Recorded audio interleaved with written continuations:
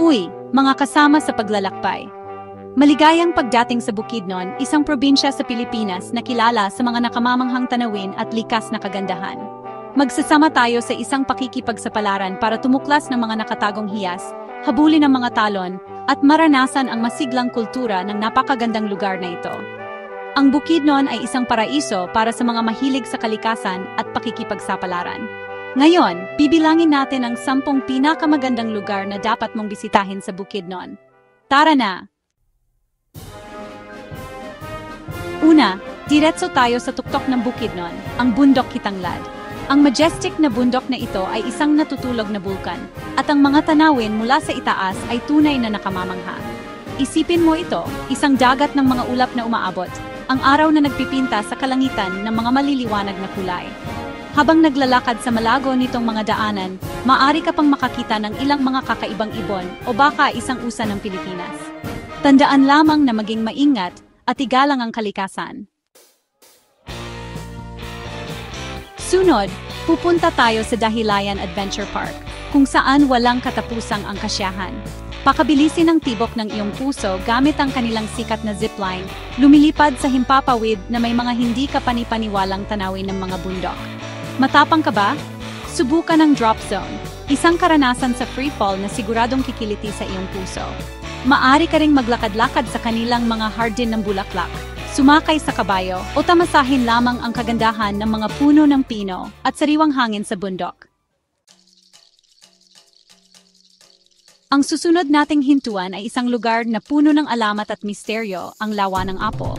Ang magandang lawa na ito ay sinasabing ipinangalan sa isang magandang babae na nagngangalang Apo na nalunod sa tubig nito. Maniwala ka man o hindi sa alamat, hindi may kakaila ang kagandahan ng Lawa ng Apo. Umarkila ng kayak, lumangoy o magpahinga lamang sa tabi ng pampang at tamasahin ang katahimikan. Ngayon, pumunta tayo sa Monastery of the Transfiguration, isang monasteryo na nasa Burol na tinatanaw ang Malaybalay City. Ang pinakamagandang oras para pumunta ay maaga sa umaga, habang sumisikat ang araw. Dumalo sa isang misa, maglakad sa tahimik na hardin, o umupo lang at mag-isip. Ang monastery ay isang lugar para muling kumonekta sa iyong sarili at mahanap ang panloob na kapayapaan. Maghanda na para maranasan ang masiglang kultura ng Bukidnon sa Kaamulan Park. Ang parke na ito ay parang isang buhay na museo, na nagpapakita ng mayamang tradisyon ng 7 tribo ng Bukidnon. Dito, makikita mo ang mga makukulay na sayaw ng tribo, maririnig ang tradisyonal na musika, at matutunan ng tungkol sa kanilang kakaibang mga kasanayan at pamumuhay.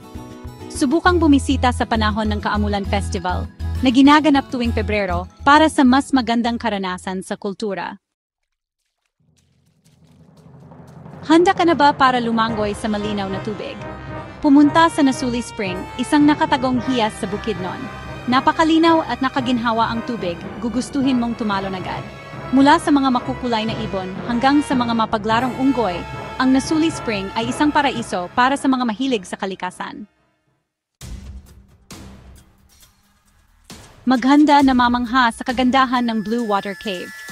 Nakatago sa ilalim ng kagubatan, ang kuweba na ito ay isang kahanga-hangang tanawin. Pagpasok mo, makikita mo ang kumikinang na aslatubig ng underground pool nito. Ang sikat ng araw ay lumilikha ng isang mahiwagang glow na nag-ilaw sa mga stalactite at stalagmite. Pagkatapos mag-explore, subukan ang ilang local na pagkain tulad ng binaki, isang steamed corn cake na sikat sa Bukidnon. Tawag sa lahat ng mahilig sa pakikipagsapalaran.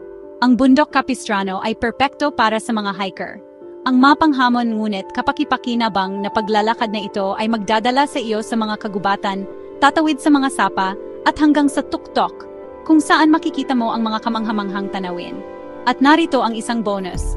Ang Bundok Capistrano ay malapit sa Libona, na kilala sa mga masasarap na strawberry. Pagkatapos ng iyong paglalakad, bumisita sa isang strawberry farm at magsaya sa mga sariwang strawberry, mga jam, at iba pang mga minatamis. Maganda na mamangha sa Alalum Falls. Ang mataas na talon na ito ay dumadaloy pababa sa mga bato na lumilikha ng isang nakamamanghang tanawin. Maari mo itong hangaan mula sa malayo o maligo sa malamig nitong tubig. Mayroon ding mga cottage at picnic area, kaya mainam itong lugar para magpalipas ng araw kasama ang pamilya at mga kaibigan. Panghuli ngunit hindi pa huli. Narating natin ang Impasugong, isang bayan sa Bukidnon na perpekto para sa mga mahilig sa pakikipagsapalaran. Mula sa paggalugad sa mga kuweba hanggang sa whitewater rafting, ang Impasugong ay nag-aalok ng mga kapanapanabik na karanasan. Maari ka ring maghiking papunta sa mga nakatagong talon, bumisita sa mga makasaysayang lugar o maranasan ang lokal na kultura.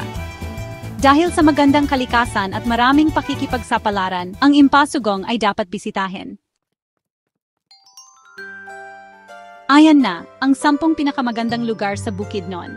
Mula sa matataas na bundok hanggang sa mga nakatagong talon, mayroong bagay para sa lahat. Kaya, ano pang hinihintay mo? Idagdag ang mga lugar na ito sa iyong listahan ng paglalakbay. Huwag kalimutang mag-like, mag-share at mag-subscribe para sa higit pang mga pakikipagsapalaran sa paglalakbay.